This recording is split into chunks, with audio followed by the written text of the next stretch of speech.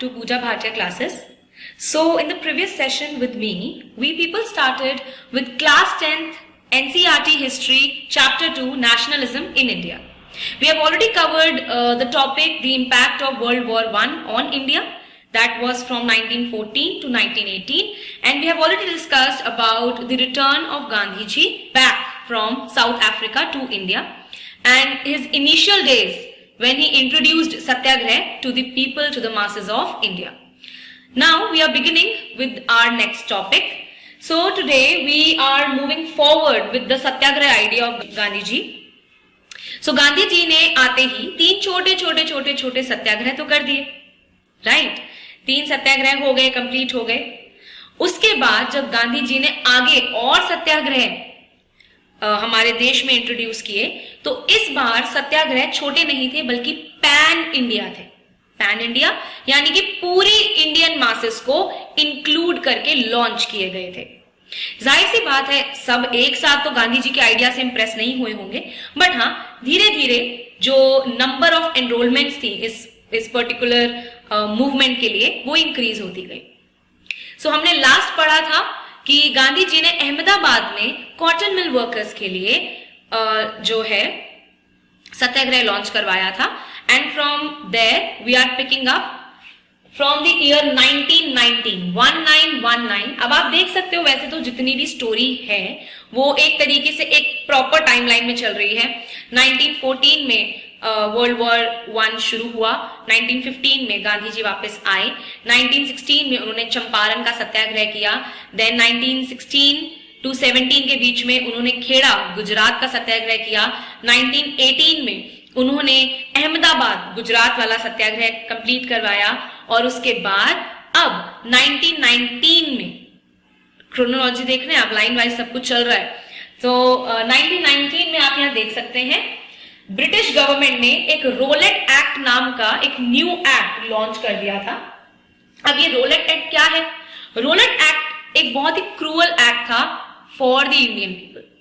इसके अकॉर्डिंग, क्योंकि अब आप देख रहे हो गांधी जी ने हर जगह क्या किया, धरना, protest, non cooperation with the British people, ये चीजें इंप्लाई करवानी शुरू कर दी. अब ब्रिटिश लोग डर गए कि यार ये बात तो सच है, हम लोग यहाँ राज कर रहे थे तो हम तो इन्हीं से काम करवा रहे थे इंडियन से, लेकिन ये इंडियन लोग ये तो हमारे खिलाफ हो गए, अभी प्रोटेस्ट कर रहे हैं. अब हमारा इंडस्ट्रीज का नुकसान, हमारा पॉलिटिकल, सोशल, हमारा पैसे का नुकसान, ये सब कौन भरेगा? तो उन्होंने ये एक्ट के थ्रू इंडियन को सप्रेस करने की कोशिश की. रोलेट एक्ट क्या कहता है? इस एक्ट के अकॉर्डिंग ब्रिटिश गवर्नमेंट के पास इतना अधिकार था कि अगर उन्हें लग रहा है कि कोई इंसान ब्रिटिश गवर्नमेंट की फंक्शनिंग में प्रॉब्लम पैदा कर रहा है, तो वो तुरंत उसे जेल में पकड़ के डाल सकते हैं और उसमें कोई भी कार्रवाई नहीं की जाएगी. यानी कि ब्रिटिश गवर्नमेंट को कोई भी प्रूफ दिखाने की जरूरत नहीं है, पुलिस सीधा पकड़ के उसे जेल में डाल सकती है, वो भी 2 साल के लिए. 2 साल तक पुलिस कोई प्रूफ दिखाने के लिए बाध्य नहीं है. Police is not obligated to show and present any valid proof for the arrest of any Indian during a protest. तो अब इसके हिसाब से क्या हुआ कि अगर 2 साल बाद ये प्रूफ हो गया, क्योंकि 2 साल के बाद उन्हें प्रूफ दिखाने हैं, ब्रिटिश गवर्नमेंट, ब्रिटिश पुलिस को प्रूफ दिखाने हैं, ये प्रूफ हो गया कि इंडियन जो बंदा पकड़ा गया वो बिल्कुल भी गलत नहीं था, तो उसे बस छोड़ दिया जाएगा और ब्रिटिश पुलिस पर कोई भी कार्रवाई नहीं होगी. There will be no investigation on the process, क्योंकि 2 साल के लिए वो किसी को भी जेल में रख सकते हैं just on the basis of their suspicion. तो वो आप यहां पे पढ़ सकते हो, this act gave government enormous power to repress the political activities that were going on in India. Political prisoners कौन होते हैं? जिन्हें मतलब गवर्नमेंट को चैलेंज करने के लिए अरेस्ट किया जा रहा है या वो कोई पॉलिटिकल चेंज डिमांड कर रहे हैं.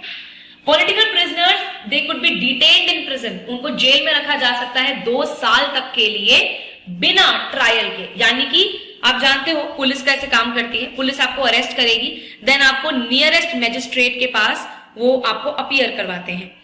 वहां पर मैजिस्ट्रेट एंड कोर्ट डिसाइड करता है कि आप गिल्टी हो या इनोसेंट हो, बट यहां पर 2 साल तक आपको कोर्ट ले जाया ही नहीं जाएगा.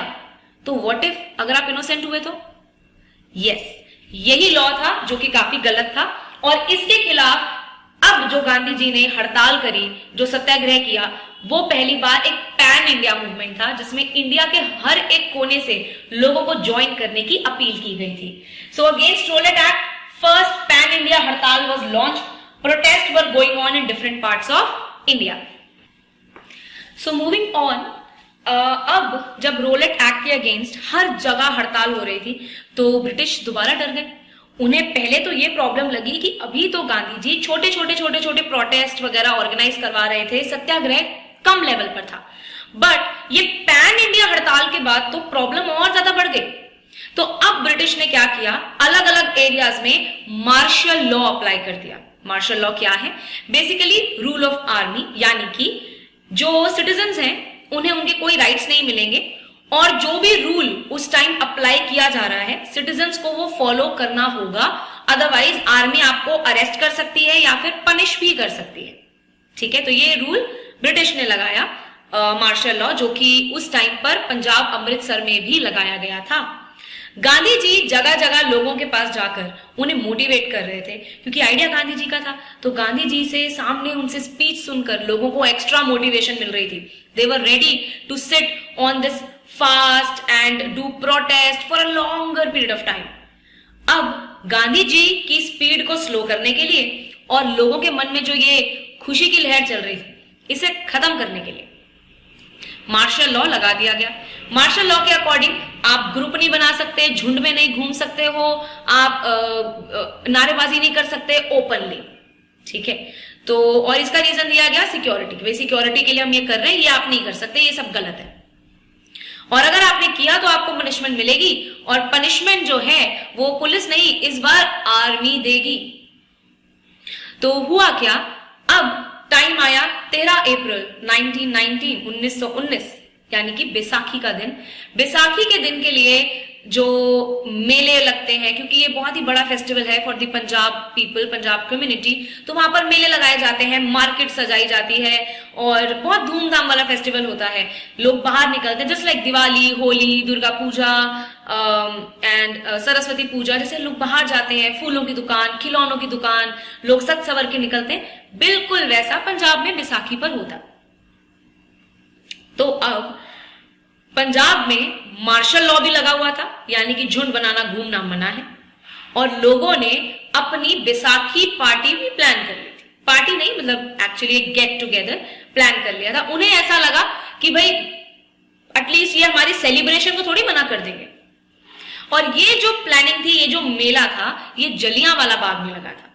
राइट, आई नो बहुत सारे बच्चों को अब तक हिंट भी मिल गया होगा कि आगे स्टोरी में क्या है। तो यस, तो यहां पर हुआ क्या, अब फाइनली क्योंकि जलियांवाला बाग के अंदर ये जुलूस, ये सब कुछ हो रहा था, खुशियां मनाई जा रही थी, तो जो वहां के उस टाइम पर जो आर्मी ऑफिशियल थे, जनरल डायर, उन्हें ऐसा लगा कि ये भी गलत है, हमने जब मना किया तो ये क्यों मिल रहे हैं, कहीं इनमें कोई प्लानिंग तो नहीं कर रहा ब्रिटिश के अगेंस्ट, कहीं ये प्रोटेस्ट की तैयारी तो नहीं कर रहे। और उन्होंने क्या किया, जलियांवाले बाग का ना एक छोटा सा ही एंट्रेंस है, उस एंट्रेंस को कर दिया लॉक और पूरी आर्मी ने पूरे पार्क को घेर लिया और लोगों के ऊपर फायरिंग कर दी। वहां पर बच्चे, बूढ़े, आदमी, औरतें, जो लोग थे, हजारों की तादाद में मारे गए on the occasion of Baisakhi, which was a happy day for the people residing in those areas. कई लोग तो इतने परेशान थे कि वो नहीं चाहते थे कि अंग्रेजों की बुलेट उनको छुए, इसलिए वहां एक कुआं है, कई लोग तो उस कुएं में कूद गए कि यहाँ कूदे फिर भी बच जाएंगे, लेकिन इनकी बुलेट से नहीं मरेंगे हम लोग। एंड जब ये न्यूज गांधी जी तक पहुंची तो उन्हें बहुत दुख हुआ कि उनके एक प्रोटेस्ट के आइडिया की वजह से ये जो लोग हैं इन्होंने बात नहीं मानी, इन्होंने मार्शल लॉ की गंभीरता नहीं समझी और इन्होंने मीटिंग कर ली। एंड उससे भी बड़ी गलती है ब्रिटिश लोगों की, जिन्होंने एक नॉर्मल खुशी के माहौल को मातम का माहौल बना दिया विदाउट इवन रियलाइजिंग कि ये एक सेलिब्रेशन है। एटलीस्ट पहले पूछताछ या कुछ करना चाहिए था, डायरेक्ट फायरिंग, ये तो बहुत गलत बात थी, राइट। तो जब गांधी जी को इस बात का पता चला कि ये फायरिंग हो गई है, ये सारी सिचुएशंस क्रिएट हो गई हैं, उन्होंने ये हड़ताल को विड्रॉ कर लिया, यानी कि लोगों से मना कर दिया कि अब आप लोग हड़ताल पे मत बैठिए, I will think of some other idea, but अभी आप हड़ताल बंद दीजिए। एक तो रीजन ये था कि ये ब्रिटिश जो है बहुत अनरीजनेबल हो रहे हैं, they have killed so many innocent people just celebrating Baisakhi. और दूसरा रीजन ये था कि गांधी जी को ये भी लगने लगा था कि अब हमें एक लेवल अप जाना होगा, ये ब्रिटिश जो है अपनी जो पावर का जो इस्तेमाल है वो बहुत ही गलत जोन में, गलत तरीके से और गलत लेवल पर कर रहे हैं। तो ये थी कहानी जलियांवाला बाग। आप यहाँ पे कुछ पॉइंट्स देख सकते हैं। Gandhi ji visited many rallies to motivate people to stop the impact of the movement. British government imposed martial law according to which people were not allowed to form groups or do rallies or anything. But on the occasion of Baisakhi on 13th April, celebration was held in Jallianwala Bagh. तो जलियांवाला बाग में celebration हुआ। लोगों को बिल्कुल भी उम्मीद नहीं थी कि British will be so cruel to somebody. जो लोग सेलिब्रेट कर रहे हैं, एटलीस्ट अगर आपको शक है तो आप पकड़िए, आप पूछताछ कीजिए। डायरेक्टली आपने मार दिया और बच्चों को भी मार दिया। Okay, point 7 here says General Dyer, army official of British, opened fire on people gathered to celebrate Baisakhi. This incident is known as Jallianwala Bagh massacre. तबाही मचा दी थी। And date important है 13th April 1919। इसके बाद immediate effect में गांधी जी ने अपनी हड़ताल को विड्रू कर लिया था। उन्होंने मना कर दिया कि नहीं, हमारे बहुत भाई बंधु अपनी जान गंवा चुके हैं, वो अपने देश के लिए शहीद हो गए। मतलब उन्होंने डरा दिया इतना ब्रिटिश को कि उन्हें गोलियां चलानी पड़ी, वो भी मासूम बच्चों तक पे। तो हमें उनके लिए अब हम आगे नहीं बढ़ सकते। मैं नहीं चाहता कि कोई और इंसान अपनी जान गंवाए। और गांधी जी को ऐसा भी फील हुआ कि अभी भी शायद बहुत कम लोग हैं जो एक साथ इस पैन इंडिया हड़ताल में पार्टिसिपेट कर रहे हैं। He felt the need of unity amongst Hindus and Muslims. देखिए, हिंदूज और मुस्लिम कम्युनिटीज में ये जो झगड़ा है ना, ये रिलीजियस ही नहीं, पॉलिटिकल भी रहा है। और ये झगड़ा आज का नहीं बल्कि बहुत पुराना है, इवन गांधी जी से भी पहले के टाइम का। और ये बात ब्रिटिश हमेशा से जानते थे कि इनके बीच में एक रिलीजियस टेंशन है। उन्होंने पॉलिटिकल टेंशन का तड़का और लगा दिया और वो झगड़ा इंक्रीज हमने नहीं बल्कि उन्होंने कहीं ना कहीं अपनी चालाकी से किया। इसी चीज को हटाने के लिए गांधी जी को लगा, उनके अंदर एक विजन, ये चीज रही ये विजन रहा उनके अंदर कि हम लोग ये दो कम्युनिटीज जुड़ सकती हैं। इतने सालों से जब रह रहे थे साथ, ठीक है रिलीजन हमारे अलग है लेकिन जमीन तो एक है और जमीन का दुश्मन भी एक है, तो मिलकर हराते। तो उन्हें लगा कि कुछ यूनिटी के लिए करना पड़ेगा। ये लोग काफी अलग अलग हैं, अगर हम चाहते हैं कि हड़ताल और बड़े लेवल पर हो तो we need to do something for the unity of Hindus and Muslims. इसके लिए जो नेक्स्ट उन्होंने काम किया वो सबसे पहले इसी बेसिस पे किया कि आप पहले यूनाइट हो जाइए, फिर हम दोबारा से एक पैन इंडिया हड़ताल या फिर सत्याग्रह लॉन्च करेंगे। ये जो पॉइंट है, पॉइंट 11, ये मैंने आप लोगों के साथ पिछले वाले वीडियो में भी डिस्कस किया था कि गांधी जी हमेशा ये कहते थे कि हमारे इंडियंस के सपोर्ट की वजह से ही आज तक ब्रिटिश इस लेवल पर आ गए हैं, तो क्यों ना हम अपना सपोर्ट ही खींच लें। अपना सपोर्ट खींचते ही उनका इकोनॉमिकल, पॉलिटिकल, सोशल जो भी उन्होंने सिस्टम क्रिएट किया है, एवरीथिंग विल फेल। और ये आइडिया, ये अपनी जो उनके थॉट्स थे उन्होंने अपनी बुक में भी लिखे हैं। Name of the book is very important, Hind Swaraj, which was written by Gandhi ji in 1909।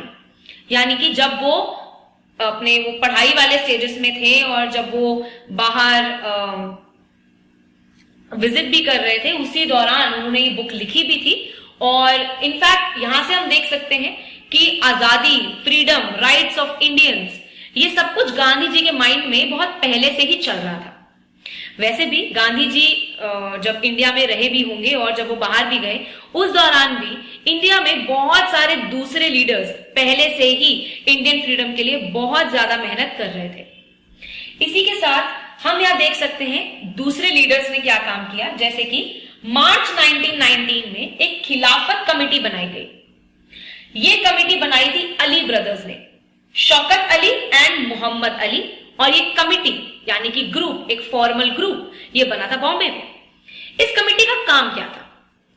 Actually में हुआ क्या था, ब्रिटिश ने ऑटोमन एम्पायर को हरा दिया था। अब ऑटोमन एम्पायर हार चुका है, यानी कि the Islamic state, specifically Turkey, जो उनका हेड है, जहां पर उनका मेन किंग बैठता था, जिन्हें कैलिफ या खलीफा कहते हैं, तो उन्हें हरा दिया था। और वहां पर ब्रिटिश जो थे ना, और जो दूसरी विनर कंट्रीज भी थी, वो उनके साथ खूब ज्यादती कर रही थी। They were actually being very rude and cruel to them. उनके कल्चर और उनके ट्रेडिशन को भी फॉलो करने में वहां के इस्लामिक लोगों को प्रॉब्लम्स फेस करनी पड़ रही थी। इंडियंस ने फिर ये सोचा कि कहीं ऐसा ना हो कि ये ब्रिटिश जो है वो वहां का बदला यहां इंडिया के इंडियन मुस्लिम्स के साथ निकालें, कि भाई तुम हो तो अल्टीमेटली वही सेम रिलीजन के, तुम्हें भी मारेंगे, तुम्हारे साथ भी हम रूड हो जाएंगे। इसीलिए एक कमेटी बनी थी कि एक खिलाफत कमेटी बनाएंगे और एक मूवमेंट लॉन्च करेंगे ब्रिटिश को ये बोलते हुए कि देखिए आप जो ऑटोमन्स के साथ कर रहे हैं वो same rules and regulations Indian Muslims के साथ आप नहीं कर सकते। और यहीं पर गांधी जी को एक अमेजिंग अपॉर्चुनिटी दिखी। उन्हें नजर आया कि क्यों ना हिंदूज मुस्लिम्स की हेल्प खिलाफत मूवमेंट में कर दें और इसके बदले दोनों में थोड़ी सी फ्रेंडशिप हो जाएगी। अब हिंदूज जब खिलाफत में हेल्प करेंगे तो देन मुस्लिम्स भी गांधी जी के सत्याग्रह एंड प्रोटेस्ट में पार्टिसिपेट करेंगे। तो ये प्लान था और इस प्लान पर आगे वर्क होना शुरू हुआ। ऐसा नहीं था कि सिर्फ गांधी जी ने सोचा, in fact the Muslim community of India, Ali brothers, they were also very happy कि अच्छा है, उल्टा हमें तो ज्यादा सपोर्ट मिलेगा, हमारे लोगों का सपोर्ट मिलेगा, इंडियंस का। तो आप यहां देख सकते हैं in March 1919 again date month Ali brothers ने बनाई थी, बॉम्बे में बनी थी। ये पॉइंट काफी ज्यादा इंपॉर्टेंस कैरी करता है। तो जो भी चीजें मैंने अभी आपको स्टोरी फॉर्मेट में बताई, बस वही सब मैंने यहाँ बोर्ड पर भी लिख दिया है। अब जो कमिटी थी उनके और भी काफी इंपॉर्टेंट लीडर्स थे, जैसे कि आप देख सकते हैं मौलाना आजाद, हसरत मोहानी एंड हकीम अजमल खान। इसके अलावा कमिटी एक मूवमेंट लॉन्च करना चाहती थी ब्रिटिश से फाइट करने के लिए, क्योंकि वो नहीं चाहते थे कि ब्रिटिश इंडियन मुस्लिम्स के साथ उतना ही रूड एंड क्रूअल बिहेवियर करे जैसा वो ऑटोमन के लोगों के साथ कर रहे हैं। और ये वो क्यों कर रहे हैं? क्योंकि ऑटोमन्स का जो मेन हेड था कैलिफ और खलीफा, जो कि टर्की के हेड होते हैं, उन्हें हरा दिया गया था। अब ब्रिटिश जीत गई थी तो वो उनके ऊपर अपने रूल्स एंड रेगुलेशंस, अपनी पॉलिसी इंपोज कर रही थी, थोप रही थी। वहां के लोग बहुत परेशान थे एंड इंडियन मुस्लिम्स भी डरे हुए थे कि कहीं हमारे साथ भी वो ये सब जोर जबरदस्ती तो नहीं करेंगे। इसलिए एडवांस में ही एक मूवमेंट लॉन्च किया जा रहा था। Okay, now so the part we are now going to do now is very very important. तो अभी तक हमें ये पता चल गया कि गांधी जी ने हिंदू मुस्लिम यूनिटी के लिए ये डिसाइड किया कि एक मूवमेंट जो मुस्लिम्स करना चाहते हैं, हिंदूज क्यों ना उनकी वहां हेल्प करें, और एक मूवमेंट जो गांधी जी लॉन्च करना चाहते हैं उसमें भी मुस्लिम्स भी आ जाएंगे। हिंदूज तो पहले गांधी जी से इंप्रेस्ड हैं, सो एक बड़ा मूवमेंट हो जाएगा, यानी कि इंडिया की मैक्सिमम जनता उसके अंदर पार्टिसिपेट करेगी। तो आप यहां देख सकते हैं गांधी जी सॉ अपॉर्चुनिटी है किसमें, जब खिलाफत मूवमेंट की बात हुई, to unite Hindus and Muslims for a Khilafat non cooperation movement. आप लोगों ने NCM नॉन कोऑपरेशन का नाम ऑलरेडी 8th क्लास में सुन रखा है। खिलाफत आप यहां पहली बार सुन रहे हैं। कई बच्चों की बुक्स में ऑलरेडी ये मेंशन भी था छोटे से पोर्शन में, यहां पर आपने थोड़ा सा डिटेल में समझ लिया। तो ये बोला गया कि खिलाफत भी करेंगे जो कि मुस्लिम्स का मूवमेंट है, एंड साथ ही साथ एक नॉन कोऑपरेशन मूवमेंट भी करेंगे, जो हम कह रहे हैं कि ब्रिटिश को आप कोऑपरेट ही मत करो, उनके लिए काम ही मत करो, उनका नुकसान होने दो और वो फिर चले जाएंगे या वो हमें तंग करना कम कर देंगे। कुछ लोगों को ये आइडिया पसंद नहीं आया, ऑब्वियस सी बात है, एकदम से इतने सालों का झगड़ा एकदम से भूल कर मिलकर काम करेंगे, तो कुछ लोगों को प्रॉब्लम हुई। लेकिन Gandhi ji being a very influential speaker, very influential leader, उन्होंने कैलकाटा कांग्रेस का सेशन कैलकाटा के अंदर हुआ था सितंबर 1920 में, ठीक है, 1919 से ये बात चल रही है, देख सकते हो, और 1920 में ये हुआ था। तो यहां पर गांधी जी ने सबको कन्विंस कर लिया कि ऐसा मूवमेंट होना चाहिए, इट इज वेरी नेसेसरी, ठीक है। और चीजें वर्कआउट हुई। अब गवर्नमेंट काम है, इतनी जल्दी जल्दी नहीं हो सकता क्योंकि बहुत सारे लोगों के बारे में सोचना होता है, बहुत सारे। फाइनली एक और मीटिंग हुई, कांग्रेस सेशन एट नागपुर इन दिसंबर, 2 महीने बाद 1920, जिसके अंदर नॉन कोऑपरेशन खिलाफत को अडॉप्ट कर लिया गया और उसको कैसे लॉन्च करेंगे, क्या स्कीम्स रहेंगी, वो सब डिस्कस होने लगा। तो यहां पर आपका जो मोस्ट इंपॉर्टेंट पार्ट है वो है ये 2 एरियाज एंड टाइम पीरियड, यानी कि कैलकाटा का सेशन जहां पर गांधी जी ने कन्विंस कर लिया था कि ऐसा मूवमेंट होना चाहिए, एंड नागपुर का सेशन जहां फाइनली प्लान आउट हुआ, ठीक है। ये 2 डेट्स और 2 एरिया बहुत इंपॉर्टेंट है, ये मैप में भी आते हैं, कैलकाटा मार्क करना, जहां पर 1920 सितंबर का सेशन हुआ था, एंड नागपुर मार्क करना फॉर दिसंबर सेशन। एमसीक्यू में भी आ सकता है, दिसंबर सेशन नागपुर है, इसके अंदर अडॉप्ट किया था और प्लान आउट किया था। कैलकाटा सेशन में कन्विंसिंग एंड एक्सेप्टेंस थी। यहां पर कैलकाटा सेशन में हम सिर्फ एक्सेप्ट कर रहे हैं, यहां पर एडॉप्ट कर रहे हैं। एडॉप्ट मतलब उसमें फिर पूरे प्लान वगैरह सब कुछ डिस्कस किया जाएगा, डिस्क्लोज किया जाएगा। तो आप यहाँ पे डिफरेंस देख सकते हो। This is acceptance of the plan, Khilafat cum non cooperation. This is adoptation of the plan, adaption of the plan, Khilafat cum non cooperation. Areas Calcutta Nagpur important, month September December important, and the year तो same ही है 1920। ठीक है, इसके बाद हमारा जो topic शुरू हो जाएगा वो होगा नॉन कोऑपरेशन मूवमेंट। जो नॉन कोऑपरेशन मूवमेंट है उसी का ही पार्ट रहा था खिलाफत भी। तो नॉन कोऑपरेशन मूवमेंट स्टार्ट होगा नेक्स्ट वाले सेशन से।